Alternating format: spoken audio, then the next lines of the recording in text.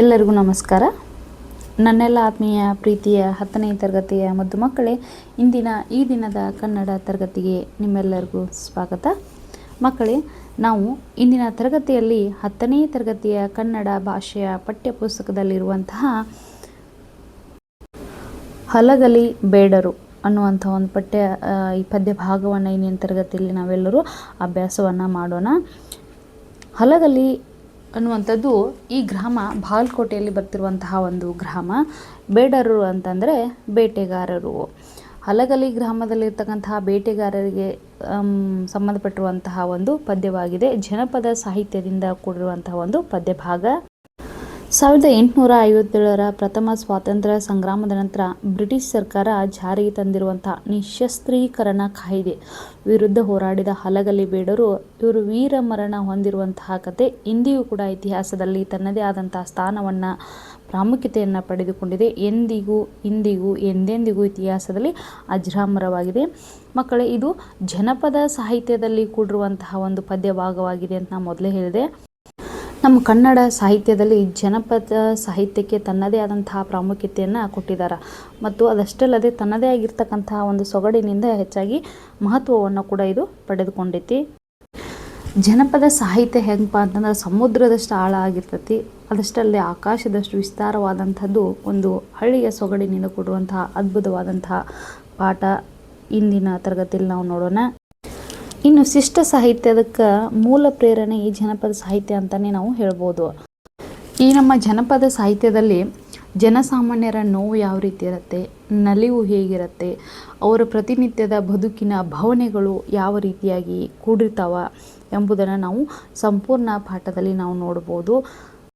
ಈ ಜನಪದ ಸಾಹಿತ್ಯದಲ್ಲಿ ನಾವು ಹಲವಾರು ಪ್ರಕಾರಗಳನ್ನು ನಾವು ನೋಡ್ಬೋದು. ಗಾದೆ ಮಾತುಗಳಾಗಿರ್ಬೋದು, ಒಗಟುಗಳಾಗಿರ್ಬೋದು, ಕಥೆಗಳಾಗಿರ್ಬೋದು, ಲಾವಣಿಗಳಾಗಿರ್ಬೋದು, ಎಲ್ಲವನ್ನು ಜನಪದ ಹಾಡುಗಳು, ಹೀಗೆ ಹಲವಾರು ಪ್ರಕಾರಗಳನ್ನು ನಾವು ನೋಡ್ಬೋದು. ಈ ಪ್ರಸ್ತುತ ಪದ್ಯ ಭಾಗ ಲಾವಣಿಯ ಸಾಹಿತ್ಯಕ್ಕೆ ಸೇರುವಂತಹ ಒಂದು ಪದ್ಯ ಭಾಗ.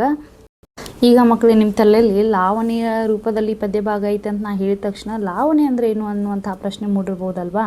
ನೋಡಿ, ಲಾವಣಿ ಅಂತಂದರೆ ಇಷ್ಟೇ, ಅತ್ಯಂತ ಸುಲಭವಾಗಿ ಹೇಳ್ತೀನಿ. ಅನೇಕ ನಮ್ಮ ಇತಿಹಾಸದಲ್ಲಿ ಅನೇಕ ಹೋರಾಟಗಾರರು ಏನು ಮಾಡಿದ್ದಾರೆ, ಸಾಧನೆಯನ್ನು ಮಾಡಿದ್ದಾರೆ. ನಾಡು ನುಡಿಗಾಗಿ ಹೋರಾಡಿರುವಂತಹ ಹಲವಾರು ಮಹನೀಯರ ಬಗ್ಗೆ ಹಾಡುಗಳ ಮುಖಾಂತರ ಏನು ಮಾಡ್ತಾರೆ, ಹಾಡಿನ ಮುಖಾಂತರ ಅವರ ಸಾಧನೆಗಳನ್ನು ಕಟ್ಟಿದಂತಹ ಒಂದು ರೂಪುರೇಷೆಗೆ ನಾವೇನಂತ ಕರಿತೀವಿ, ಲಾವಣಿ ಅಂತ ಹೇಳಿ ಕರಿತೀವಿ. ನೋಡಿ, ಇನ್ನೊಂದ್ಸಲ ಸಿಂಪಲ್ ಆಗಿ ಹೇಳ್ತೀನಿ. ನಾಡು ನುಡಿಗಾಗಿ ಹೋರಾಡಿರ್ತಕ್ಕಂತಹ ಸಾಧಕರನ್ನ ಕುರಿತು ಹಾಡಿನ ರೂಪದಲ್ಲಿ ಕಟ್ಟುವಂತಹ ಕಥೆಗಳಿಗೆ ನಾವು ಲಾವಣಿಗಳು ಅಂತೇಳಿ ಕರಿತೀವಿ. ಅದಷ್ಟೇ ಅಲ್ಲದೆ ಕೂಡ ಲಾವಣಿಗಳನ್ನು ನಾವು ವೀರಗೀತೆಗಳು ಅಂತಲೂ ಕೂಡ ನಾವು ಏನು ಮಾಡ್ತೀವಿ, ಕರಿತೀವಿ. ಯಾವ ರೀತಿಪ್ಪ ಅಂತಂದ್ರೆ ನಿಮ್ಗೆ ಉದಾಹರಣೆ ಹೇಳ್ಬೇಕಂದ್ರೆ ಸಂಗೊಳ್ಳಿ ರಾಯಣ್ಣನ ಬಗ್ಗೆ ಆಗಿರ್ಬೋದು, ಅದಾದಮೇಲೆ ನಮ್ಮ ಕಿತ್ತೂರು ರಾಣಿ ಚೆನ್ನಮ್ಮನ ಬಗ್ಗೆ ಆಗಿರ್ಬೋದು, ಹೀಗೆ ಹಲವಾರು ಮಹನೀಯರ ಸಾಧಕರ ಬಗ್ಗೆ ನಾವು ಏನು ಮಾಡ್ಬೋದು, ಈ ಲಾವಣಿಗಳ ರೂಪದಲ್ಲಿ ನಾವು ಹಾಡನ್ನು ಹಾಡಿರೋದನ್ನು ನಾವು ನೋಡಿರ್ಬೋದು. ಪಾಠವನ್ನು ಪ್ರಾರಂಭ ಮಾಡೋಣ ಬನ್ನಿ. 6 ಪದ್ಯ ಭಾಗ ಹಲಗಲಿ ಬೇಡರು ಜನಪದ.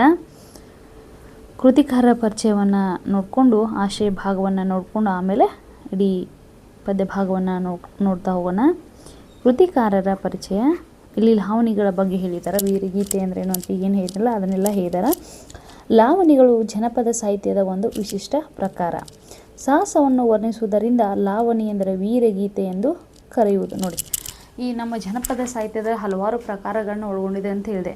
ಜನಪದ ಗೀತೆಗಳಾಗಿರ್ಬೋದು, ಹಾಡುಗಳಾಗಿರ್ಬೋದು, ಕಥೆಗಳಾಗಿರ್ಬೋದು, ಲಾವಣಿಗಳು, ಗಾದೆ ಮಾತುಗಳು, ಒಗಟುಗಳು, ಹೀಗೆ ಹಲವಾರು ನಾವು ಪ್ರಕಾರಗಳನ್ನು ಜನಪದ ಸಾಹಿತ್ಯದಲ್ಲಿ ನೋಡ್ತೀವಿ. ಅದಷ್ಟೇ ಅಲ್ಲದೆ ಜನಪದ ಸಾಹಿತ್ಯದಿಂದ ನಮ್ಮ ಕನ್ನಡ ಸಾಹಿತ್ಯ ಇನ್ನಷ್ಟು ಶ್ರೀಮಂತಿಕೆಯನ್ನು ಹೊಂದಿದೆ ಅಂತ ಹೇಳ್ಬೋದು. ಅದರಲ್ಲಿ ಬರ್ತಕ್ಕಂಥದ್ದು ಈ ಲಾವಣಿಗಳು. ಇದೊಂದು ಸಾಹಿತ್ಯದ ಒಂದು ವಿಶಿಷ್ಟ ಪ್ರಕಾರ ಅಂತ ಹೇಳ್ಬೋದು. ವೀರತನ ಮತ್ತು ಸಾಹಸವನ್ನು ವರ್ಣಿಸುವುದರಿಂದ ಲಾವಣಿ ಅಂದರೆ ವೀರಗೀತೆಗಳು ಕೂಡ ಅಂತೇಳಿ ನಾವು ಕರಿತೀವಿ. ಏಕೆ ಘಟನೆಯನ್ನು ಆಧರಿಸಿದ್ದು ಕಥಾನಾತ್ಮಕವಾಗಿರುವ ಲಾವಣಿಗಳು ಹಾಡಿನ ರೂಪದಲ್ಲಿ ಕಟ್ಟಿದ ಕತೆ. ನೋಡಿ, ಘಟನೆಯನ್ನು ಆಧರಿಸಿ ನೋಡಿ, ಒಂದೇ ರೀತಿಯಾದಂತಹ ಘಟನೆಯನ್ನು ಆಧರಿಸಿರುವಂತಹ ಕಥೆಗಳನ್ನು ಲಾವಣಿಗಳ ಏನು ಮಾಡ್ತಾವೆ, ಹಾಡಿನ ರೂಪದಲ್ಲಿ ಕಟ್ಟುವಂತಹ ಕಥೆ ಅಂತ ಹೇಳ್ಬೋದು. ಜನಸಾಮಾನ್ಯರು ರಚಿಸಿರುವ ಲಾವಣಿಗಳು ವಸ್ತುನಿಷ್ಠವಾಗಿರುತ್ತವೆ. ಹಿಂದಿನಿಂದ ವಾಕ್ ಪರಂಪರೆಯಲ್ಲಿ ಉಳಿದು ಬಂದಿದ್ದು ಐತಿಹಾಸಿಕ ಮಹತ್ವ ಪಡೆದಿದೆ ನೋಡಿ.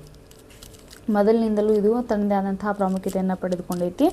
ಗದ್ಯದ ಹೊಳಹನ್ನು, ಭಾವಗೀತದ ಸತ್ವವನ್ನು ಹೊಂದಿರುವ ಲಾವಣಿಗಳು ಧ್ವನಿ ರಮ್ಯತೆಯನ್ನು, ಅರ್ಥ ಸೌಂದರ್ಯವನ್ನು ಹೊಂದಿವೆ.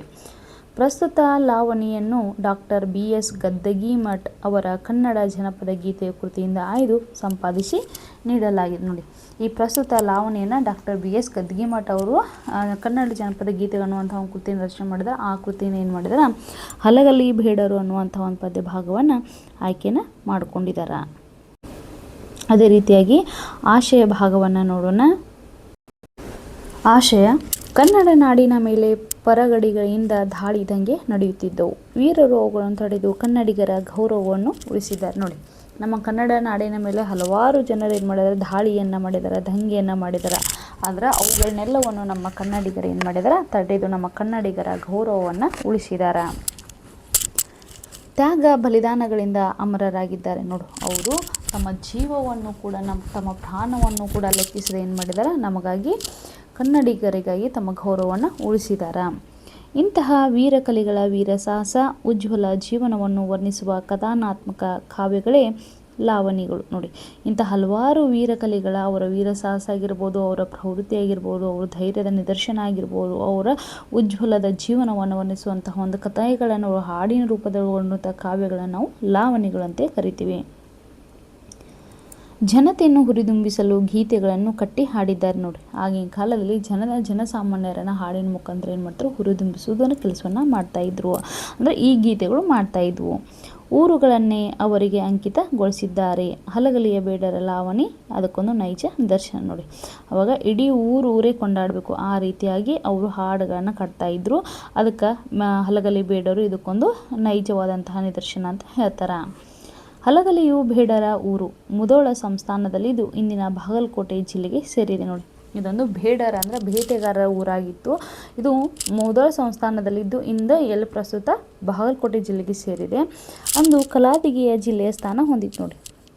ಮೊದಲು ಇದು ಕಲಾದಗಿ ಜಿಲ್ಲೆಯ ಸ್ಥಾನವನ್ನು ಹೊಂದಿತ್ತು, ಅದರಿಂದ ಪ್ರಸ್ತುತ ಇದು ಬಾಗಲಕೋಟೆಗೆ ಜಿಲ್ಲೆಗೆ ಸೇರೈತಿ.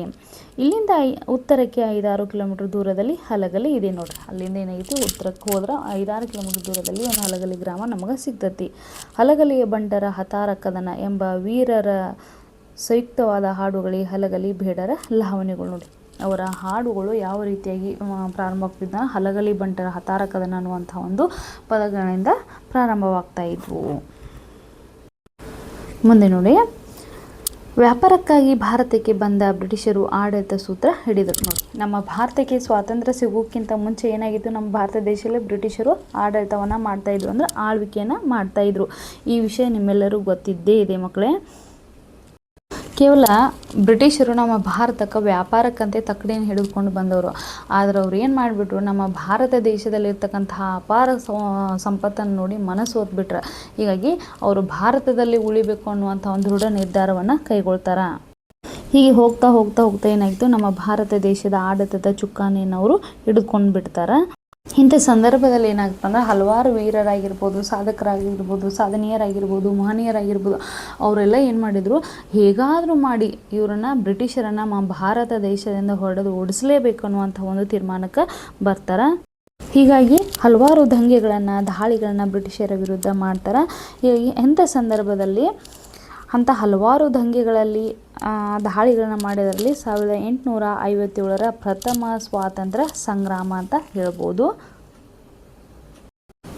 1857ರ ಪ್ರಥಮ ಸ್ವಾತಂತ್ರ್ಯ ಸಂಗ್ರಾಮದ ಅನಂತರ ಭಾರತೀಯರ ಮೇಲೆ ನಿಶಸ್ತ್ರೀಕರಣದ ಹುಕ್ಕುಮನ್ನು ಹೊರಡಿಸಿದರು ನೋಡಿ ಮಕ್ಕಳು. 1857ರ ಪ್ರಥಮ ಸ್ವಾತಂತ್ರ್ಯ ಸಂಗ್ರಾಮದಲ್ಲಿ ಏನಾಯಿತು, ನಮ್ಮ ಭಾರತೀಯರ ಮೇಲೆ ಅವರು ನಿಶಸ್ತ್ರೀಕರಣ ಅನ್ನುವಂಥ ಒಂದು ಕಾಯ್ದೆಯನ್ನು ಜಾರಿಗೆ ತೊಗೊಂಬರ್ತಾರೆ. ಇನ್ನು ನಿಶಸ್ತ್ರೀಕರಣ ಅಂತಂದರೆ ಏನಪ್ಪ ಅಂದ್ರೆ, ಬ್ರಿಟಿಷರ ಅನುಮತಿ ಇಲ್ಲದೆ ಯಾವ ಭಾರತೀಯರು ಯಾವುದೇ ಆಯುಧಗಳನ್ನು ಹೊಂದುವಂತಿಲ್ಲ. ಅಥವಾ ಒಂದು ವೇಳೆ ನಮ್ಮ ಭಾರತೀಯರ ಕಡೆ ಯಾವುದಾದ್ರೂ ಆಯುಧಗಳು ಇತ್ತಂದ್ರೆ ಅವ್ರು ಏನು ಮಾಡಬೇಕು, ಆ ಆಯುಧಗಳನ್ನು ಹೋಗಿ ಬ್ರಿಟಿಷರ ಕಡೆ ಒಪ್ಪಿಸಬೇಕು. ಇಂತಹ ನಿಯಮವನ್ನು ನಿಶಸ್ತ್ರೀಕರಣ ಕಾಯ್ದೆ ಏನು ಮಾಡಿತ್ತು, ಒಳಗೊಂಡಿತ್ತು. ಈ ಶಾಸನದ ಪ್ರಕಾರ ಸರ್ಕಾರದ ಅನುಮತಿ ಇರದೆ ಭಾರತೀಯರು ಶಸ್ತ್ರಾಸ್ತ್ರಗಳನ್ನು ಹೊಂದುವಂತಿಲ್ಲ ಮತ್ತು ತಮ್ಮಲ್ಲಿರುವ ಆಯುಧಗಳನ್ನು ಸರ್ಕಾರಕ್ಕೆ ಒಪ್ಪಿಸಬೇಕು ಎಂಬುದಾಗಿತ್ತು. ನೋಡಿ ಹೇಳಿದ್ನಲ್ವಾ, ನಿಶಸ್ತ್ರೀಕರಣ ಕಾಯ್ದೆ ಏನಪ್ಪ ಅಂತಂದ್ರೆ ಸರ್ಕಾರದ ಅನುಮತಿ ಇರದೆ ಅಂದರೆ ಭಾರತೀಯರು ಯಾವುದೇ ರೀತಿಯ ಶಸ್ತ್ರಾಸ್ತ್ರಗಳನ್ನು ಅವರು ಹೊಂದುವಂಗಿಲ್ಲ. ಒಂದು ವೇಳೆ ಅವ್ರ ಕಡೆ ಏನಾದರೂ ಇತ್ತಪ್ಪ ಅಂತಂದ್ರೆ ಅವರು ತಕ್ಷಣ ಅವನ್ನೇನು ಮಾಡಬೇಕು, ಸರ್ಕಾರಕ್ಕೆ ಒಪ್ಪಿಸಬೇಕು. ಈ ಹುಕ್ಕುಮನ್ನು ವಿರೋಧಿಸಿ ಅಲ್ಲಲ್ಲಿ ದಂಗೆಗಳು ನೋಡಿ ಇಂತಹ ನಿಯಮವನ್ನು ಇಂತಹ ಕಾಯ್ದೆಯನ್ನು ಉಲ್ಲಂಘನೆ ಮಾಡಿ ಹಲವಾರು ಕಡೆ ದಾಳಿಗಳು ದಂಗೆಗಳು ನಡೆದವು. ಹಲಗಲಿಯ ರಾಮ, ಬಾಲ, ಹನುಮ, ಜಡಗ ಮೊದಲಾದ ವೀರರು ತಮ್ಮಲ್ಲಿರುವ ಆಯುಧಗಳನ್ನು ಕೊಡಲೊಪ್ಪದೆ ದಂಗೆ ಎಬ್ಬಿಸಿ ಹೆಬಲಕ್ಕೆಂಬ ಅಧಿಕಾರಿಯನ್ನು ಕೊಲೆಗೈದರು. ನೋಡಿ ಅಲ್ಲಲ್ಲಿ ಏನು ದಂಗೆಗಳಾಗ್ತಾವೋ, ಯಾಕೆ ದಂಗೆಗಳಾಗ್ತಪ್ಪ ಅಂದರೆ ಹೀಗೆ ಹಲವಾರು ಜನರು ದಂಗೆಗಳನ್ನ ಮಾಡಿದಂಥ ಸಂದರ್ಭದಲ್ಲಿ ಹಲಗಲಿಯ ಬೇಡರ ಮುಖ್ಯ ಉದ್ಯೋಗ ಏನಾಗಿತ್ತಪ್ಪ ಅಂತಂದ್ರೆ ಅವರು ಬೇಟೆ ಆಡುವುದಾಗಿತ್ತು. ಹೀಗಾಗಿ ಅವರು ಆಯುಧಗಳನ್ನ ಹೊಂದಲೇಬೇಕಾಗಿತ್ತು.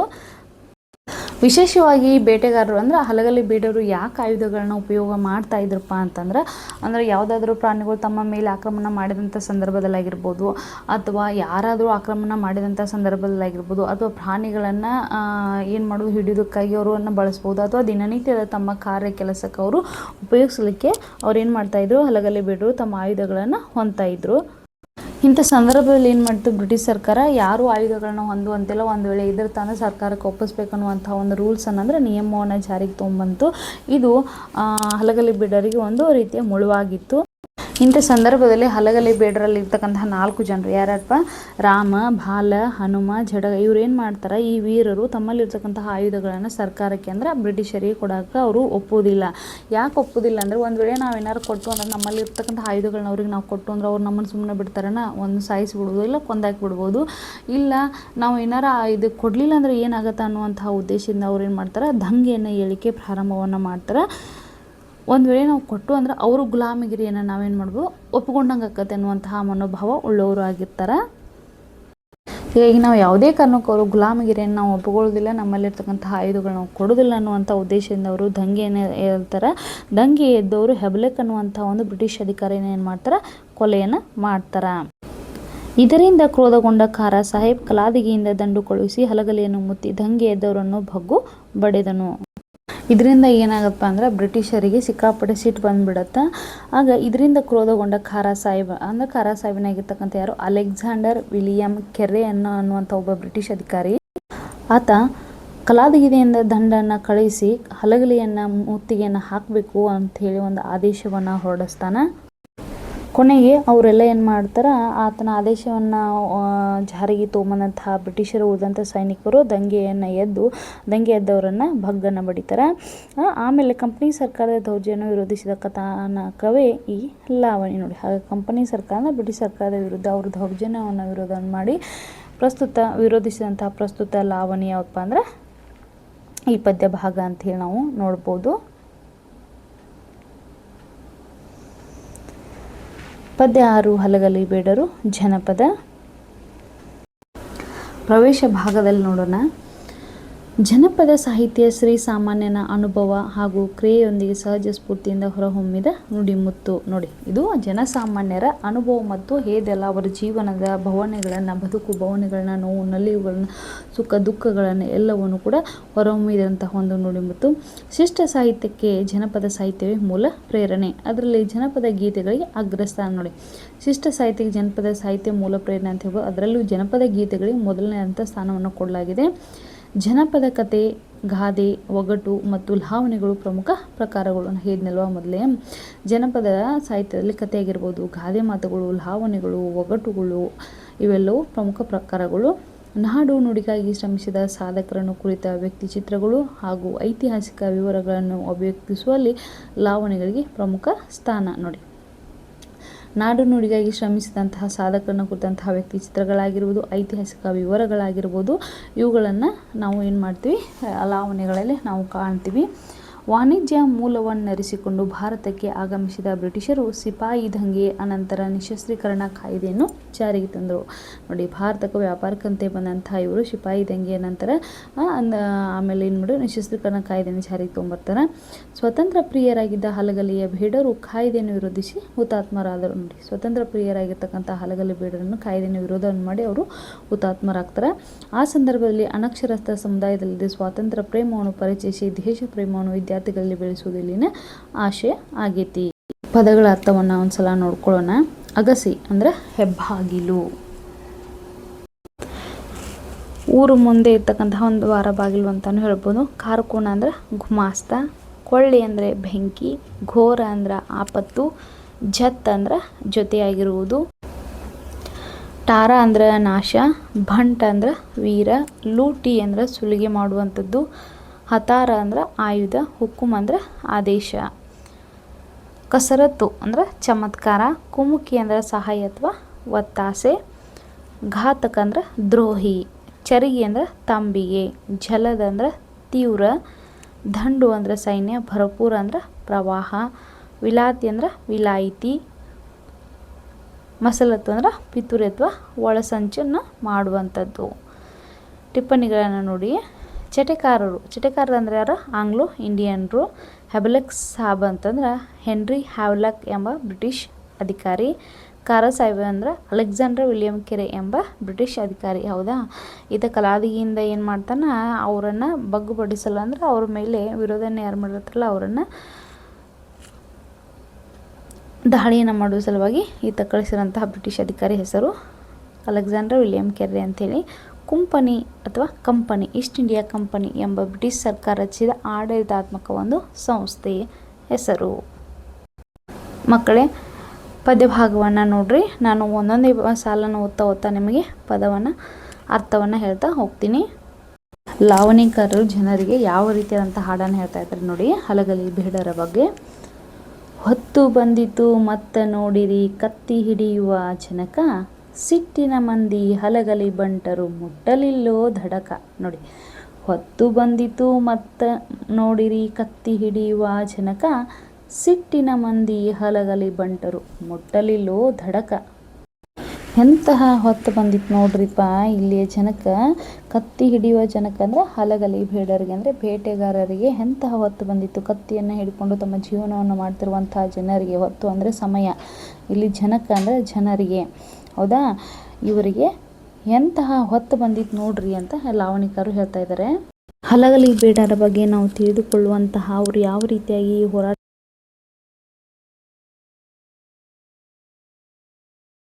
ಹಲಗಲಿ ಬೇಡರಿಗೆ ಹೋರಾಡುವಂತಹ ಸಮಯ ಬಂದಿತ್ತು. ಸಿಟ್ಟಿನ ಮಂದಿ ಹಲಗಲಿ ಬಂಟರು ಮುಟ್ಟಲಿಲ್ಲೋ ದಡಕ. ನೋಡಿ, ಸಿಕ್ಕಾಪಟ್ಟೆ ಸಿಟ್ಟನ್ನು ಉಳ್ಳಂಥವ್ರು ಯಾರು? ಹಲಗಲಿ ಬೇಡರು. ತುಂಬ ಸಿಟ್ಟನ್ನು, ತುಂಬ ಕೋಪವನ್ನು ಉಳ್ಳಂಥವ್ರು. ಅವರು ಕೊನೆಗೂ ಮುಟ್ಟಲಿಲ್ಲೋ ದಡಕ ಅಂದರೆ ದಡ ಅಂದರೆ ಇಲ್ಲಿ ಅವರ ಗುರಿಯನ್ನು ಅವರು ಕೊನೆಗೂ ಮುಟ್ಟಕ್ಕೆ ಆಗಲಿಲ್ಲ ಅನ್ನುವಂತಹ ಒಂದು ಮಾತನ್ನು ಹೇಳ್ತಾರೆ. ಅವ್ರ ಗುರಿ ಏನಾಗಿತ್ತು ಅಂತಂದರೆ ಬ್ರಿಟಿಷರನ್ನು ಭಾರತದಿಂದ ಹೊರಗಡೆ ಕಳಿಸುವುದಾಗಿತ್ತು. ಆದರೂ ಕೂಡ ಅವರು ಕೊನೆಗೆ ಅವರ ಗುರಿಯನ್ನು ಅವರು ಮುಟ್ಟಲಿಕ್ಕೆ ಆಗಲೇ ಇಲ್ಲ ಅನ್ನುವಂಥ ಒಂದು ಮಾತನ್ನು ಹೇಳ್ತಾರೆ. ಕೊನೆಗೂ ಅವರ ಅಂತ್ಯ ಯಾವ ರೀತಿಯಾಗಿತ್ತು? ದುರಂತದ ರೀತಿಯಾಗಿ ಅವರ ಕೊನೆಗೂ ಅವರ ಗುರಿ ದುರಂತದ ರೀತಿಯಲ್ಲಿ ಕಾಣ್ತನ್ನುವಂಥ ಮಾತನ್ನೇ ಹೇಳ್ತಾರೆ ನೋಡಿ. ಹೊತ್ತು ಬಂದಿತು ಮತ್ತ ನೋಡಿರಿ ಕತ್ತಿ ಹಿಡಿಯುವ ಜನಕ, ಸಿಟ್ಟಿನ ಮಂದಿ ಹಲಗಲಿ ಬಂಟರು ಮುಟ್ಟಲಿಲ್ಲೋ ಧಡಕ. ಕತ್ತಿ ಹಿಡಿದು ಹೋರಾಡುವಂಥ ಸಿಟ್ಟಿನ ಜನ ಹಲಗಲಿ ಬೇಡರಿಗೆ ಹೋರಾಡುವ ಸಮಯ ಬಂದಿತ್ತು. ಇಂತಹ ಹಲಗಲಿಯ ಬೇಡರು ಅಥವಾ ಹಲಗಲಿಯ ವೀರರು ಎಷ್ಟೇ ಹೋರಾಡಿದರೂ ಕೂಡ ಕೊನೆಗೂ ಅವರು ತಮ್ಮ ಗುರಿಯನ್ನು ಮುಟ್ಲಿಕ್ಕೆ ಸಾಧ್ಯವಾಗಲಿಲ್ಲ ಅನ್ನುವಂಥ ಮಾತನ್ನು ಮೊದಲನೇ ಚರಣದಲ್ಲಿ ನಾವು ನೋಡ್ಬೋದು. ಮುಂದೆ ನೋಡಿ. ವಿಲಾಯಿತಿಯಿಂದ ಹುಕುಮ ಕಳಿಸಿತು ಕುಂಪನಿ ಸರ್ಕಾರ. ವಿಲಾತಿಯಿಂದ ಹುಕುಮ ಕಳಿಸಿತು ಕುಂಪನಿ ಸರ್ಕಾರ ಅಂತಂದರೆ ಬ್ರಿಟಿಷ್ ಸರ್ಕಾರ. ಬ್ರಿಟಿಷ್ ಈಸ್ಟ್ ಇಂಡಿಯಾ ಕಂಪನಿ ಏನಿತ್ತಲ್ವ, ವಿಲಾತಿ ಅಂದರೆ ಇಲ್ಲಿ ವಿದೇಶ ಅಂತೇಳಿ ಅರ್ಥ ಮಕ್ಕಳೇ. ಹೀಗಾಗಿ ಇದು ವಿಲಾಯಿತಿಯಿಂದ ಹುಕುಮ ಕಳಿಸಿತು ಕುಂಪನಿ ಸರ್ಕಾರ. ನೋಡಿ, ಈಸ್ಟ್ ಇಂಡಿಯಾ ಕಂಪನಿ ಅನ್ನುವಂತಹ ಒಂದು ಬ್ರಿಟಿಷ್ ಸರ್ಕಾರ ರಚಿಸಿರುವಂತಹ ಒಂದು ಆಡಳಿತಾತ್ಮಕವಾದಂಥ ಒಂದು ಸಂಸ್ಥೆ. ಹೀಗಾಗಿ ಇದು ಬ್ರಿಟನ್ನಿಂದ ಏನು ಮಾಡಿತು? ಒಂದು ಆದೇಶವನ್ನು ಕುಂಪನಿ ಸರ್ಕಾರ ಏನು ಹುಕುಮ ಅಂದರೆ ಒಂದು ಆದೇಶವನ್ನು ವಿದೇಶದಿಂದ ಏನು ಮಾಡಿತು? ಕಳಿಸಿತು. ಯಾವ ರೀತಿಯಾಗಿ ಆದೇಶ ಇತ್ತು? ಏನು ಆದೇಶ ಅದು ಅಂತಂದರೆ, ಎಲ್ಲ ಜನರಿಗೆ ಜೋರ ಮಾಡಿ ಕಸಿದುಕೊಳ್ಳಿ ಹತಾರ. ಹಲಗಲಿ ಬೇಡರ ಹತ್ರ ಇರ್ತಕ್ಕಂತಹ ಎಲ್ಲ ರೀತಿಯಂತಹ ಆಯುಧಗಳನ್ನು ಅಥವಾ ಶಸ್ತ್ರಾಸ್ತ್ರಗಳನ್ನ ಏನು ಮಾಡಿರಿ ಅವರಿಗೆ ಜೋರು ಮಾಡಿ ಅವರನ್ನು ಹೆದರಿಸಿ ಬೆದರಿಸಿ ಆದರೂ ಸರಿ ಅವರಲ್ಲಿರ್ತಕ್ಕಂತಹ ಆಯುಧಗಳನ್ನು ಏನು ಮಾಡಿರಿ ಕಸಿದುಕೊಳ್ಳ್ರಿ ಅಂಥೇಳಿ ಏನು ಮಾಡ್ತೈತಿ ಕಂಪನಿ ಸರ್ಕಾರ ಅಂದರೆ ಬ್ರಿಟಿಷ್ ಈಸ್ಟ್ ಇಂಡಿಯಾ ಕಂಪನಿ ಸರ್ಕಾರವನ್ನು ಆದೇಶವನ್ನು ದಬ್ಬಾಳಿಕೆಯನ್ನು ಮಾಡಿ ಆದೇಶವನ್ನು ಹೊರಡಿಸ್ತೈತಿ. ದಬ್ಬಾಳಿಕೆ ಮಾಡಿದ್ರೂ ಸರಿ ಏನು ಮಾಡಿರಿ ಅವರಲ್ಲಿರ್ತಕ್ಕಂಥ ಆಯುಧಗಳನ್ನ ಕಸಿದುಕೊಳ್ಳ್ರಿ ಅನ್ನುವಂಥ ಒಂದು ಆದೇಶವನ್ನು ಅದು ಹೊರಡಿಸುತ್ತ. ಹಲಗರಹಳ್ಳಿ ಮುಧೋಳ ಹತ್ತರ ಮೆರೆಯಿತು ಸುತ್ತಮುತ್ತ. ಈ ಹಲಗರಹಳ್ಳಿ ಅನ್ನುವಂತಹ ಊರು ಎಂದು ಮುಧೋಳ ಹತ್ತಿರ ಅಂತಂದ್ರೆ ಮುಧೋಳ ಹತ್ತಿರ ಇರ್ತಕ್ಕಂಥ ಒಂದು ಹಳ್ಳಿ ಆಗಿರುತ್ತೆ. ಈ ಮುಧೋಳ ಸಂಸ್ಥಾನಕ್ಕೆ ಸೇರಿರುವಂತಹ ಒಂದು ಹಳ್ಳಿ. ಈಗ ಮೈಸೂರು ಸಂಸ್ಥಾನ ಆಗಿರ್ಬೋದು, ಕಿತ್ತೂರು ಸಂಸ್ಥಾನ ಅಂತ ಯಾವ ರೀತಿ ಆಗಿರುತ್ತೆ, ಹೀಗಾಗಿ ಇದು ಮುಧೋಳ ಸಂಸ್ಥಾನಕ್ಕೆ ಸೇರುವಂಥ ಒಂದು ಹಲಗರಹಳ್ಳಿ ಅನ್ನುವಂಥ ಒಂದು ಊರಾಗಿರುತ್ತೆ. ಅಂದ್ರೆ ಮುಧೋಳ ಹತ್ತಿರ ಇರ್ತಕ್ಕಂಥ ಹಲಗರಹಳ್ಳಿ ಅಂದರೆ ಅಲ್ಲಿ ಏನಿರ್ತಾರೆ ಹಲಗಲ್ಲಿ ಜನರು ಇರುವಂಥ ಉದ್ದೇಶದಿಂದ ಅವರನ್ನು ಆ ಊರಿಗೆ ಹಲಗರಹಳ್ಳಿ ಅಂತ ಕರಿತಾ ಇರ್ತಾರೆ. ಮುಧೋಳ ಹತ್ತಿರ ಮೆರೆಯಿತು ಸುತ್ತಮುತ್ತ. ನೋಡಿ, ಹಲಗಲಿ ಜನ ಇದರ ವಿರುದ್ಧ ಹೋರಾಡಿ ಸುತ್ತಮುತ್ತ ಪ್ರಸಿದ್ಧಿ ಆಗುವಂತೇನಾಯಿತು ಮೆರೆಯಿತು. ಪೂಜೇರಿ ಹನುಮ ಬ್ಯಾಡರ ಬಾಲ ಜಗಡ ರಾಮ ಮಸಲತ್ತ. ಈ ಹಲಗರಿ ಬೇಡರಲ್ಲಿರ್ತಕ್ಕಂತಹ 4 ಜನ ವೀರರು ಇರ್ತಾರಲ್ಲ, ಈ ವೀರರು ಏನು ಮಾಡ್ತಾರೆ ಒಂದು ಮಸಲತ್ತನ್ನು ಮಾಡ್ತಾರೆ. ಮಸಲತ್ತು ಅಂದರೆ ಒಳಸಂಚನ್ನು ರೂಪಿಸುವುದು ಅಥವಾ ಪಿತೂರಿಯನ್ನು ಮಾಡುವಂಥದ್ದು. ಹೀಗಾಗಿ ಇವರು ಯಾವುದಕ್ಕಾಗಿ ಇವರು ಮಸಲತ್ತನ್ನು ಮಾಡ್ತಾರೆ, ತಮ್ಮಲ್ಲಿರ್ತಕ್ಕಂತಹ ಆಯುಧಗಳನ್ನ ಯಾವುದೇ ಕಾರಣಕ್ಕೂ ಅವರಿಗೆ ಕೊಡಬಾರ್ದು ಅನ್ನುವಂಥ ಉದ್ದೇಶದಿಂದ, ನಮ್ಮ ಬ್ರಿಟಿಷರಿಗೆ ಕೊಡಬಾರ್ದು ಅನ್ನುವಂಥ ಉದ್ದೇಶದಿಂದ ಯಾರ್ಯಾರು ಮಾಡ್ತಾರೆ, ಪೂಜಾರಿ ಹನುಮ, ಬ್ಯಾಡರ ಬಾಲ, ಜಗಡ ಮತ್ತು ರಾಮ ಇವರು 4 ಜನ ವೀರರು ಏನು ಮಾಡ್ತಾರೆ ಕೂಡಿಕೊಂಡು ನಾವು ನಮ್ಮ ಬಳಿಯಲ್ಲಿರ್ತಕ್ಕಂಥ ಆಯುಧಗಳನ್ನ ಸತಾಯಿಸಿ ಆದರೂ ಸರಿ ನಾವು ಅವ್ರಿಗೇನು ಮಾಡೋದು ಕೊಡಬಾರದು ಅನ್ನುವಂತಹ ಉದ್ದೇಶದಿಂದ ಅವರು ಮಸಲತ್ತನ್ನು ಮಾಡ್ತಾರೆ. ನೋಡಿ ಮುಂದೆ, ಕೈಯಾನ ಹತಾರ ಕೊಡಬಾರದು ನಾವು 4 ಮಂದಿ ಜತ್ತ. ಕೈಯನ್ನು ಹತ್ತಾರ ಕೊಡಬಾರ್ದು, ತಮ್ಮಲ್ಲಿರ್ತಕ್ಕಂತಹ ಆಯುಧಗಳನ್ನು ಯಾವುದೇ ಕಾರಣಕ್ಕೂ ಅವರು ಬ್ರಿಟಿಷರಿಗೆ ಕೊಡಬಾರ್ದು ಅನ್ನುವಂಥ ಒಂದು ಮಾತನ್ನು ತಮ್ಮಲ್ಲಿ ಅವರು ಮಾತಾಡ್ಕೊಳ್ತಾರೆ. ಎಂಥ ಸಂದರ್ಭ ಬರಲಿ ನಾವು ಒಬ್ಬರನ್ನೊಬ್ಬರು ಬಿಟ್ಟು ಕೊಡಬಾರ್ದು. ನಮ್ಮಲ್ಲಿರ್ತಕ್ಕಂತಹ ಮದ್ದುಗುಂಡುಗಳಾಗಿರ್ಬೋದು, ಶಸ್ತ್ರಾಸ್ತ್ರಗಳಾಗಿರ್ಬೋದು, ಅಥವಾ ನಮ್ಮಲ್ಲಿ ಏನದಾವಲ್ಲ ಆಯುಧಗಳ ಅವುಗಳನ್ನ ಯಾವುದೇ ಕಾರಣಕ್ಕೂ ಈ ಬ್ರಿಟಿಷರಿಗೆ ಏನು ಮಾಡಬಾರ್ದು ನಾವು ಕೊಡಬಾರದು ಅನ್ನುವಂಥ ಕೈಯಾನ ಹತಾರ ಕೊಡಬಾರದು ನಾವು 4 ಮಂದಿ ಜತ್ತ. ನೋಡಿ, ನಾವು 4 ಮಂದಿ ಕೂಡ ಎಂಥ ಸಂದರ್ಭ ಬಂದರೂ ಕೂಡ ಒಬ್ಬರನ್ನೊಬ್ಬರು ನಾವು ಬಿಟ್ಟು ಕೊಡಬಾರ್ದು ಅಂಥೇಳಿ ಯಾರ್ಯಾರು ಅವ್ರು 4 ಜನ, ಪೂಜಾರಿ ಹನುಮ, ಬ್ಯಾಡರ ಬಾಲ, ಜಗಡ ಮತ್ತು ರಾಮ ಇವರು ಏನು ಮಾಡ್ತಾರೆ ಮಾತಾಡ್ಕೊಳ್ತಾರೆ, ತಮ್ಮಲ್ಲಿ ಮಾತಾಡ್ಕೊಳ್ತಾರೆ. ಹತಾರ ಹೋದಿಂದ ಬಾರದು ಜೀವ ಸತ್ತು ಹೋಗುವುದು ಗೊತ್ತಾ. ಹತಾರ ಹೋದಿಂದ ಬಾರದು ಜೀವ. ನೋಡಿ, ಈ ನಾವೇನಾದ್ರು ನಮ್ಮಲ್ಲಿರ್ತಕ್ಕಂಥ ಆಯುಧಗಳನ್ನ ಅಥವಾ ಶಸ್ತ್ರಾಸ್ತ್ರಗಳನ್ನ ನಾವೇನಾದ್ರು ಒಂದು ವೇಳೆ ನಾವು ಬ್ರಿಟಿಷರಿಗೆ ಏನಾದರೂ ಕೊಟ್ಟಿವಿಪ್ಪ ಅಂತಂದ್ರೆ ಆಗೇನಾಗತ್ತೆ, ಜೀವ ಸತ್ತು ಹೋಗುವುದು ಗೊತ್ತಾ. ನೋಡಿ, ನಮ್ಮ ಜೀವಕ್ಕೆ ನಮ್ಮ ಅನ್ನಕ್ಕೆ ಸಂಸ್ಕಾರ ಬಂದಂಗೆ ಆಕತಿ, ನಮ್ಮ ಜೀವ ಸತ್ತು ಹೋಗ್ತತಿ. ನಾವು ಎಂಥ ಸಂದರ್ಭ ಬಂದರೂ ಕೂಡ ನಾವೇನು ಮಾಡೋದು, ಬ್ರಿಟಿಷರಿಗೆ ಯಾವುದೇ ಕಾರಣಕ್ಕೂ ನಾವು ಹತಾರನ್ನು ಕೊಡಬಾರ್ದು ಅಂತೇಳಿ 4 ಜನ ಕೂಡ್ಕೊಂಡು ಒಂದು ಪಿತೂರಿಯನ್ನು ಮಾಡ್ತಾರೆ. ಪಿತೂರಿಯನ್ನು ಮಾಡಿಕೊಂಡು ಏನು ಮಾಡ್ತಾರೆ, ಅಲ್ಲಿ ಊರ ಜನರಿಗೆ ಏನು ಸೇರಿಸ್ತಾರೆ. ನೋಡಿ ಮುಂದೆ ಯಾವ ರೀತಿಯಾಗಿ ಊರ ಜನರನ್ನು ಸೇರಿಸಿ ಅವ್ರು ಏನಂತ ಹೇಳ್ತಾರೆ, ಹೊಡಿರಿ ಜಗಳ ಕೂಡಿ ತೀರ್ಥೆವು ಕುಮುಕಿ ನಮ್ಮದ್ಯಾವತ್ತ. ನೋಡಿ, ಅವ್ರು ಊರ ಜನರು ಏನಂತ ಕರೆಯನ್ನು ಕೊಡ್ತಾಯಿದ್ರು, ಹೊಡೀರಿ ಜಗಳ ಕೂಡಿ. ನೋಡಿ, ನೀವು ಜಗಳ ಮಾಡಿರಿ, ನಮ್ಮಲ್ಲಿರ್ತಕ್ಕಂಥ ಆಯುಧಗಳು ನಾವು ಬ್ರಿಟಿಷರಿಗೆ ಕೊಡೋದಿಲ್ಲ, ನಾವು ನಿಮ್ಗೆ ಕೊಡೋದಿಲ್ಲ, ನಿಮ್ಮ ಸರ್ಕಾರಕ್ಕೆ ನಾವು ಒಪ್ಸೋದಿಲ್ಲ ಅಂತೇಳಿ ನೀವು ಏನು ಮಾಡಿರಿ, ಎಲ್ಲರೂ ಕೂಡಿ ಜಗಳವನ್ನು ಮಾಡಿರಿ, ನಾವು ಯಾವಾಗಲೂ ನಿಮ್ಮ ಜೊತೆ ಇರ್ತೀವಿ.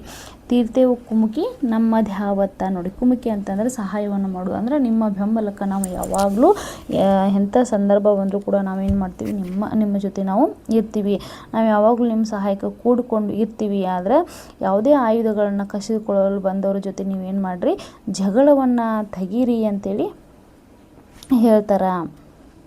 ಒಂದು ವೇಳೆ ಜಗಳವನ್ನು ತೆಗೆದೇ ಇದ್ದಂಥ ಸಂದರ್ಭದಲ್ಲಿ ನಮ್ಮಲ್ಲಿರ್ತಕ್ಕಂಥ ಆಯುಧಗಳನ್ನು ಅವರಿಗೆಲ್ಲ ನಾವು ಒಪ್ಪಿಸ್ಬೇಕು.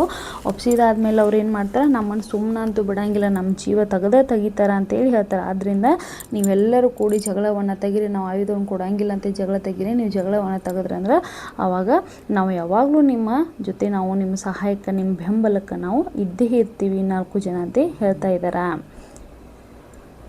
ಒಳಗಿಂದೊಳಗ ವಚನ ಕೊಟ್ಟರು ಬ್ಯಾಡರೆಲ್ಲ ಕಲ್ತ.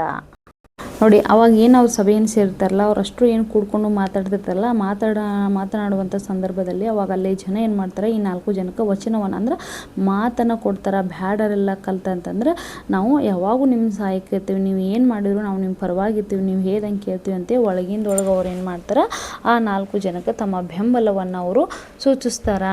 ಅಂದ್ರೆ ಅಷ್ಟು ಎಲ್ಲ ಹೊಲಗಲಿ ಬೇಡರೆಲ್ಲ ಒಂದೆಡೆ ಸೇರಿಕೊಂಡು ಒಳಗೊಂದೊಳಗೆ ಏನು ಮಾಡ್ತಾರೆ, ಮಾತನ್ನು ಅವ್ರಿಗೆ ಕೊಡ್ತಾರೆ. ಖಾರ ಕೂನನ ಕಪಾಳಕ ಬಡಿದರ ಸಿಪಾಯಿ ನೆಲಕ ಬಿತ್ತ. ನೋಡಿ ಈ ಕಾರ್ಕುನ ಏನದನಲ್ಲ, ಈ ಕಾರ್ಕುನ ಅಂತಂದರೆ ಗುಮಾಸ್ತ, ಬ್ರಿಟಿಷರ ಕಡೆ ನೇಮಕ ಆಗಿರ್ತಕ್ಕಂಥ ಈ ಗುಮಾಸ್ತ ಆ ಜನ ಎಲ್ಲ ಸೇರುವಂತಹ ಸ್ಥಳಕ್ಕೆ ಏನು ಮಾಡ್ತಾನೆ, ಅವ ಬರ್ತಾನೆ. ಬಂದ ಮೇಲೆ ಏನು ಹೇಳ್ತಾನೆ, ನಮ್ಗೆ ಬ್ರಿಟಿಷ್ ಸರ್ಕಾರ ಏನು ಮಾಡೈತಿ, ನೀವು ಅವ್ರನ್ನ ದಬ್ಬಾಳಿಕೆ ಮಾಡಿದ್ರು ಸರಿ, ಅವ್ರನ್ನ ಹೊಡೆದಾದ್ರು ಸರಿ, ಅವ್ರು ಬಡ್ದಾದ್ರು ಸರಿ, ನಮಗೇನು ಮಾಡಿರಿ, ಅವರು ನಿಮ್ಮಲ್ಲಿರ್ತಕ್ಕಂಥ ಆಯುಧಗಳನ್ನ ಕಸಿದುಕೊಳ್ಳ್ರಿ ಅನ್ನುವಂಥ ಆದೇಶವನ್ನು ನಮಗೆ ಕೊಟ್ಟತಿ. ಹೀಗಾಗಿ ನೀವೆಲ್ಲರೂ ಆ ಆಯುಧಗಳನ್ನ ಕೊಡಬೇಕಂತ ನೀವು ಹೇಳಿದ್ದ ತಡ ಆ ಜನರಿಗೆ ಏನು ಮಾಡ್ತಾರೆ, ಸಿಕ್ಕಾಪಟ್ಟೆ ಸಿಟ್ಟು ಬಂದುಬಿಡತ್ತೆ. ಆ ಸಿಟ್ಟು ಬಂದ ತಕ್ಷಣ ಅವ್ರು ಏನು ಮಾಡ್ತಾರೆ, ಖಾರ ಕೂನನ ಕಪಾಳಕ ಬಡಿದರೆ ಸಿಪಾಯಿ ನೆಲಕ ಬಿತ್ತ. ನೀವು ಬ್ರಿಟಿಷರ ಕಡೆಯಿಂದ ನೇಮಕ ಆಗಿರ್ತಾನಲ್ಲ ಕಾರ್ಕೂನ್ ಅಂದರೆ ಈ ಗುಮಾಸ್ತ ಏನು ಬಂದಿರ್ತಾನಲ್ಲ, ಅವ ಬಂದಂಥ ಸಂದರ್ಭದಲ್ಲಿ ಅವಾಗ ಆತ ಆಯುಧಗಳನ್ನ ಕಸಿದುಕೊಳ್ಳಲ್ಲ. ಏನು ಬಂದಂಥ ಸಂದರ್ಭದಲ್ಲಿ ಗುಮಾಸ್ತನ ಕಪಾಳಕ್ಕೆ ಏನು ಮಾಡ್ತಾರೆ, ಹೊಡೆದು ಬಿಡ್ತಾರೆ. ಹೊಡೆದ ತಕ್ಷಣ ಅವೇನು ಮಾಡ್ತಾನೆ, ಗುಮಾಸ್ತ ಕೆಳಗೆ ಬಿದ್ದು ಬಿಡ್ತಾನ. ನೋಡಿ ಮುಂದೆ ಏನಾಗತ್ತಪ್ಪ ಅಂದ್ರೆ, ಆಗಿಂದಾಗ ದುಃಖದ ಸುದ್ದಿ ಸಾಹೇಬಗ ಹೋಯ್ತು. ನೋಡಿರಿ ಆ ಕಾರ್ಕುನನ ಕಪಾಳಕ್ಕೆ ಬಿದ್ದಿದ್ದ ತಕ್ಷಣ, ಕಪಾಳಕ್ಕೆ ಈ ಜನ ಹೊಡೆದ ತಕ್ಷಣ ಅದೇನಾಯಿತು, ಮೇಲಿನ ಅಧಿಕಾರಿಗಳಿಗೆ ಸುದ್ದಿ ತಲುಪಿಡತ್ತೆ. ಇದೊಂದು ಸಾಧಾರಣ ಆದಂತಹ ವಿಷಯವಲ್ಲ, ಇದೊಂದು ಚಿಕ್ಕ ವಿಷಯವಲ್ಲ. ಅವಾಗ ಏನು ಕಾರ್ಕುನ ಅಥವಾ ಇವೇನು ಕಾರ್ಕುನ ಕಪಾಳಕ್ಕೆ ಅಲ್ಲಿ ಜನ ಬಡಿದ ತಕ್ಷಣ ಏನಾಯಿತು, ಅವಾಗ ಆತ ಪ್ರತಿರೋಧ ತೋರಿದಂಥ ಸಂದರ್ಭದಲ್ಲಿ ಆತನ ಸಾಯಿಸುವಂಗ ನೆಲಕ್ಕೆ ಏನು ಬೀಳುವಂತ ಹೊಡಿತಾರಲ್ಲ, ಅವಾಗ ಇದೊಂದು ದುಃಖದ ಸುದ್ದಿ. ತಕ್ಷಣ ಏನಾಯಿತು, ಅಲ್ಲಿ ಇರ್ತಕ್ಕಂಥ ಸಾಹೇಬನಿಗೆ, ಆಗ ಸಾಹೇಬ ಯಾರು ಇರ್ತಾರಪ್ಪ, JB ಸೆಟನ್ಕರ್ ಅನ್ನುವಂಥ ಒಬ್ಬ ಸಾಹೇಬ ಇರ್ತಾನೆ. ಆ ಸಾಹೇಬ ಇದ್ದಂಥ ಸಂದರ್ಭದಲ್ಲಿ ಅದು ಯಾರಿಗೆ ಹೋಯ್ತು ಸುದ್ದಿ ಎಲ್ಲ, ಆ ಸಾಹೇಬನಿಗೆ ಹೋಗಿ ಮುಟ್ಟತ್ತ. ನೋಡಿ ವಿಲಾತಿಯಿಂದ ಹುಕುಮ ಕಳಿಸಿತು ಕುಂಪನಿ ಸರ್ಕಾರ, ಎಲ್ಲ ಜನರಿಗೆ ಜೋರ ಮಾಡಿ ಕಸಿದುಕೊಳ್ಳಿರಿ ಹತಾರ. ಹಲಗರಹಳ್ಳಿ ಮುದೋಳ ಹತ್ತರ ಮೆರೆಯಿತು ಸುತ್ತಮುತ್ತ, ಪೂಜಾರಿ ಹನುಮ್ಯ ಬ್ಯಾಡರ ಬಾಲ ಜಗಡ ರಾಮ ಮಸಲತ್ತ. ಕೈಯಾನ ಹತಾರ ಕೊಡಬಾರದು ನಾವು 4 ಮಂದಿ ಚೆತ್ತ, ಹತಾರ ಹೋದಿಂದ ಬಾರದು ಜೀವ ಸತ್ತು ಹೋಗುವುದು ಗೊತ್ತ. ಹೊಡೀರಿ ಜಗಳ ಕೂಡಿ ತೀರ್ತೇವು ಕುಮುಕಿ ನಮ್ಮ ಧ್ಯಾವತ್ತ, ಒಳಗಿಂದೊಳಗ ವಚನ ಕೊಟ್ಟರೋ ಬ್ಯಾಡರೆಲ್ಲ ಕಲ್ತ. ಖಾರ ಕೂನನ ಕಪಾಳಕ ಬಡಿದರ ಸಿಪಾಯಿ ನೆಲಕ ಬಿತ್ತ, ಆಗಿಂದಾಗ ದುಃಖದ ಸುದ್ದಿ ಸಾಹೇಬಗ ಹೋಯ್ತಾ. ನೋಡಿ ಇಷ್ಟೇ ಮಕ್ಕಳು ಇದರ 2ನೇ ಪ್ಯಾರಾ ಸಾರಾಂಶನ. ಬ್ರಿಟಿಷ್ ಸರ್ಕಾರ ಅಂದರೆ ಬ್ರಿಟಿಷ್ ಈಸ್ಟ್ ಇಂಡಿಯಾ ಕಂಪನಿ ವಿಲಾತಿಯಿಂದ ವಿದೇಶದಿಂದ ಎಲ್ಲ ಜನರಿಗೆ ಜೋರ ಮಾಡಿ ದಬ್ಬಾಳಿಕೆಯನ್ನು ಮಾಡಿ ಆಯುಧಗಳನ್ನ ಕಸಿದುಕೊಳ್ಳದಂತೆ ಒಂದು ಆದೇಶವನ್ನು ಹೊರಡಿಸ್ತಾ, ಅಂದರೆ ಆದೇಶವನ್ನು ಕಳಿಸ್ತತಿ. ಅವಾಗ ಮೊದಲ ಹತ್ತಿರ ಇರ್ತಕ್ಕಂಥ ಹಲಗರಹಳ್ಳಿ ಅಂದರೆ ಹಲಗಲಿ ಬೇಡರು ಅಥವಾ ಹಲಗಲಿ ಬೇಟೆಗಾರ ಇರುವಂತಹ ಜನ, ಇವರು ಇದರ ವಿರುದ್ಧ ಹೋರಾಡಿ ತಮ್ಮ ಸುತ್ತಮುತ್ತ ಪ್ರಸಿದ್ಧಿ ಆಗುವಂತೆ ಇದೇನು ಮಾಡ್ತಾರೆ, ಅದು ಮೊದಲ ಹತ್ತಿರ ಪ್ರಸಿದ್ಧಿ ಆಗುವಂತೆ ಮೆರೀತೈತಿ. ಹಲಗಲಿಯ ಪ್ರಮುಖರಾಗಿರ್ತಕ್ಕಂಥ ವೀರರು ಯಾರಪ್ಪ ಅಂದ್ರೆ ಪೂಜಾರಿ ಹನುಮ ಆಗಿರ್ಬೋದು, ಬ್ಯಾಡರ ಬಾಲ ಜಗಡ ಮತ್ತು ರಾಮ, ಈ 4 ಜನ ಮಂದಿ ಕೂಡಿಕೊಂಡು ನಾವು ನಮ್ಮ ಬಳಿಯಲ್ಲಿರ್ತಕ್ಕಂಥ ಆಯುಧಗಳನ್ನು ಅವರು ಎಷ್ಟೇ ಮಾಡಿದ್ರು ನಾವು ಅವರಿಗೆ ಕೊಡಬಾರ್ದು, ಸತಾಯಿಸಿದ್ರು ಕೂಡ ನಾವು ಅವರಿಗೆ ಕೊಡಬಾರ್ದು. ಆಯುಧಗಳೇನಾದರೂ ಒಂದು ವೇಳೆ ನಾವು ಕೊಟ್ಟರೆ ನಮ್ಮ ಅನ್ನಕ್ಕೆ ನಾವು ಸಂಸ್ಕಾರ ತಂದುಕೊಂಡಾಗ ನಮ್ಮ ಜೀವಕ್ಕೆ ಕುಂತು ಬಂದಾಗ ನಾವು ಒಂದು ಜೀವ ಸತ್ತು ಹೋಗ್ತೈತಿ ಅಂತ ಹೇಳಿ ಇವ್ರು ಏನು ಮಾಡ್ತಾರೆ, ಪಿತೂರಿಯನ್ನು ಮಾಡ್ತಾರೆ. ಪಿತೂರಿಯನ್ನು ಮಾಡಿದಂತಹ ಸಂದರ್ಭದಲ್ಲಿ ನಾವು ಯಾವಾಗಲೂ ನಿಮ್ಮ ಸಹಾಯಕ್ಕೆ ಕೂಡ್ಕೊಂಡು ಇರ್ತೀವಿ ಅಂತ ಅವ್ರ ಜೊತೆ ಇದ್ದಂತಹ ಜನರನ್ನು ಅವರು ಕೂಡಿಸಿ ಮಾತನಾಡ್ತಾರೆ. ಮಾತನಾಡಿದಂಥ ಸಂದರ್ಭದಲ್ಲಿ ಅಲ್ಲಿ ಇರ್ತಕ್ಕಂಥ ಹಲಗಲಿ ಬೇಡರು ಒಂದೆಡೆ ಸೇರಿಕೊಂಡು ಒಳಗಿಂದೊಳವರೆಗೆ ಮಾತುಗಳನ್ನು ಕೊಡ್ತಾರೆ. ಆಯುಧಗಳನ್ನ ಕಸಿದುಕೊಳ್ಳಲು ಬಂದಂತಹ ಗುಮಾಸ್ತನ ಕಪಾಳಕ್ಕೆ ಅಲ್ಲಿ ಜನರು ಏನು ಮಾಡ್ತಾರೆ, ಹೊಡಿತಾರೆ. ಕಪಾಳ ಕೊಡದಂಥ ಸಂದರ್ಭದಲ್ಲಿ ಆತ ಪ್ರತಿರೋಧನ ತೋರಿದಂಥ ಸಂದರ್ಭದಲ್ಲಿ ಸಿಪಾಯಿ ಸಾಯಿಸಿ ನೆಲಕ್ಕೆ ಬೀಳುವಂತ ಮಾಡ್ತಾರೆ. ಆಗ ಈ ದುಃಖದ ಸುದ್ದಿ ತಕ್ಷಣ ಯಾರಿಗೆ ಹೋಗ್ತತಿ, ಅಲ್ಲಿರ್ತಕ್ಕಂಥ JB ಸೆಟನ್ಕರ್ ಅನ್ನುವಂಥ ಒಬ್ಬ ಸಾಹೇಬನಿಗೆ ಈ ಸುದ್ದಿ ಹೋಗಿ ಮುಟ್ತತಿ ಅನ್ನುವಂಥ ಈ ಒಂದು ಮೊದಲನೇ ಪದ್ಯದ ಸಾರಾಂಶ. ಮಕ್ಕಳೇ, ಇಂದಿನ ತರಗತಿಯಲ್ಲಿ ನಾವೇನು ಮಾಡೋಣ, ಇಲ್ಲಿಯವರೆಗೆ ಮಾತ್ರ ಅಭ್ಯಾಸವನ್ನು ಮಾಡೋಣ. ನಾಳೆಯ ದಿನ ತರಗತಿಯಲ್ಲಿ ಮುಂದುವರೆದಂಥ ಭಾಗವನ್ನು ನಿಮ್ಮೆಲ್ಲರಿಗೂ ಹೇಳ್ತೀನಿ ಅಂತ ಹೇಳ್ತಾ ನನ್ನ ತರಗತಿಯನ್ನು ಮುಗಿಸ್ತಾ ಇದ್ದೀನಿ. ಎಲ್ಲರಿಗೂ ನಮಸ್ಕಾರ.